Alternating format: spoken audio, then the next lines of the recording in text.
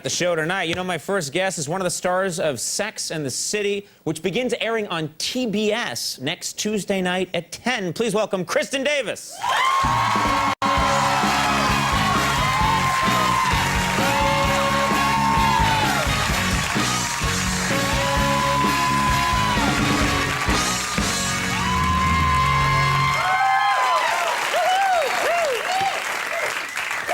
You look fantastic. Thank you. You look amazing. Thank you. Well, I wore a bright color last time and you liked it. Last time you were wearing a bright lime color. I was. Yeah, I don't forget a thing. No, I like that. And I watched my old shows over and over again.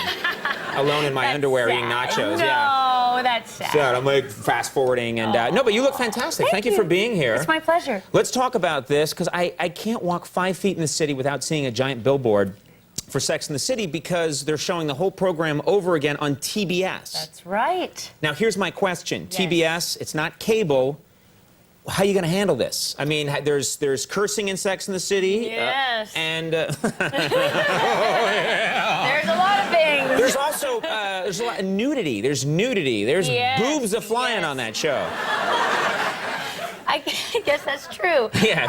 You know, They literally are. We had a similar question, you know, because it wasn't something where they came to us and said, well, how do you feel about it, girls? You know, Right. and we were like, wow, how's this going to work? It's very, very weird. And for me, I didn't do any looping really during the show or like filming additional scenes that were not risque, partly because my character's not so risque. Right, right. So we said, okay, all right, great. You guys sold us to TBS. Okay, woo, woo. Well, we'll try to be excited. And we were worried, you know? Right. So they did a very smart thing. They're going to start with like kind of their favorite episodes, not from the beginning. So Right. next week on the 15th starts their favorite episodes. And they sent us, I think, 5 that they had done the editing on. Yeah. And they were great, and we couldn't tell. I mean, literally, I had to call Cynthia and say, like, what did they leave out? What's missing? Partly because they are cable, they're just not pay cable. But like if someone, you know, let's say the Samantha character, Yes, every other yes. word out of her mouth sometimes is the F word, or sometimes she'll just be in a restaurant and she'll take her top off. Are they going to cut to, you know, like little kittens in a basket or something? Funny, Conan.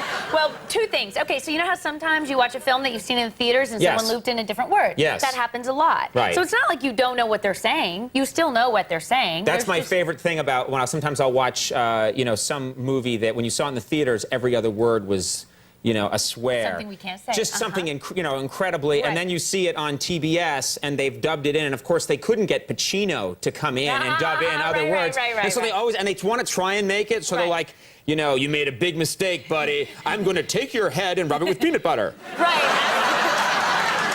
And they're trying to, and you're like, what kind of threat is that? Well, I'll hit you with a pillow, you numbskull monkey. well, we tried to do a better job at it than that. I actually saw they supplied us with one of these Sex and the City episodes with all of the profanity and all of the sex taken out. Let's take a look right now. Oh, no.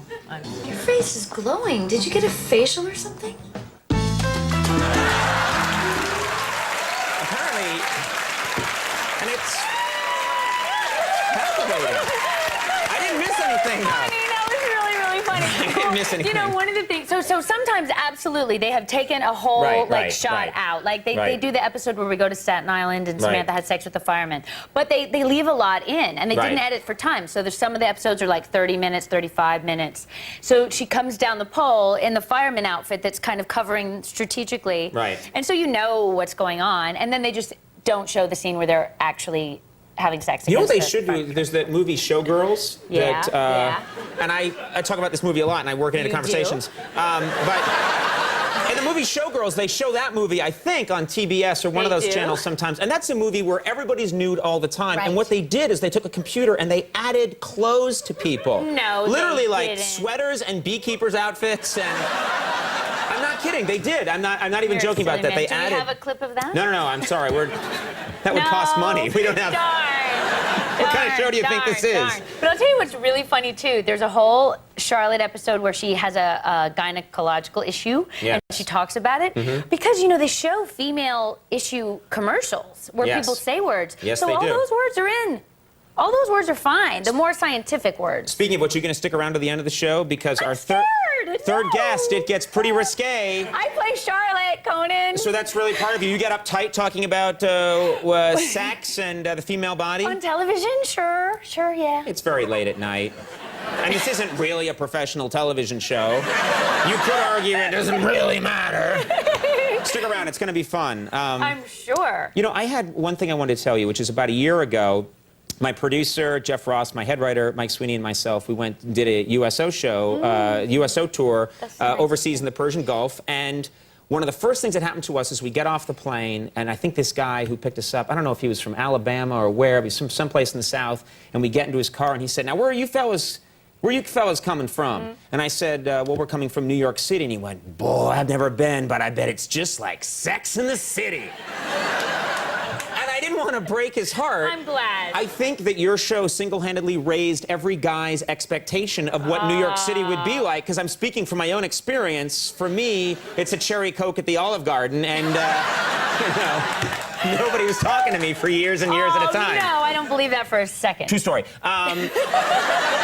Hi, ladies. Maybe later.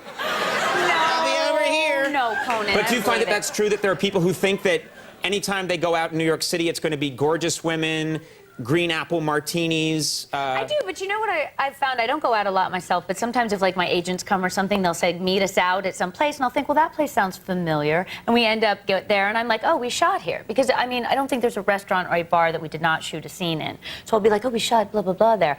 And I'll look around, and all the girls look fabulous. And they're all wearing 4-inch heels, and they're all drinking apple martinis. So whether So you're saying don't go to the Olive Garden. Is what you're... Maybe I would say that. No offense. Yes! No offense. Maybe no offense. I was probably not... I never knew where the cool places to go were. Well, me neither. See, if we hadn't shot the show, I wouldn't know any of these places. I don't even know them now. But if someone took me there, I'd recognize them. Right. But I think it did influence I think it was kind of like we took our inspiration from them, and then they It was all got happening at the same into it. time. Yeah. Because I was impressed with these girls. I was like, they're just... See, look at your front row.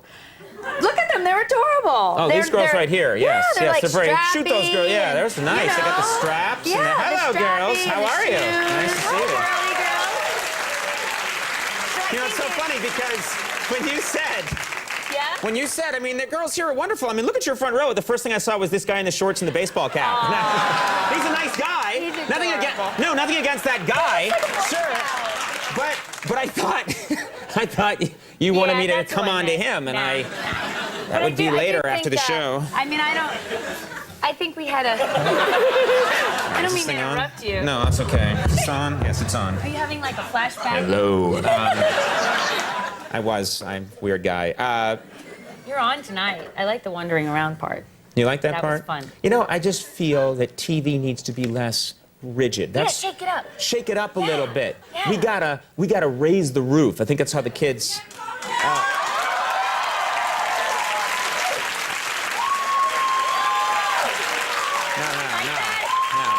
No. I was being sarcastic. Don't ever get behind that again. There'll be no raising of the roof here. You got to stick around this Regina Thomas show. It's going to be a pretty... Scared. Now, we had a scene on the show. That was a little scary, actually. That was more scary to you than sexy? A little. You don't find this sexy. You're right. You know what? That's more God speaking from the heavens than sexy guy. That's more like Moses. Yeah, it's like a God with a pen. Sex and the City premieres on TBS next Tuesday night at 10. I always have such a good time when you come by. And it's like this. How did that happen? No, I don't know. It's that when we get together, time just doesn't seem to matter. Don't tell your wife.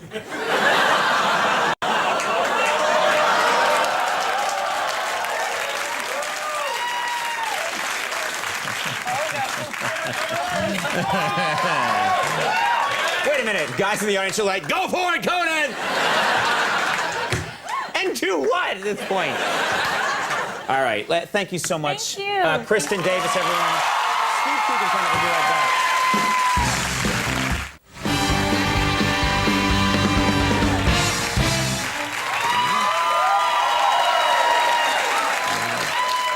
You see that?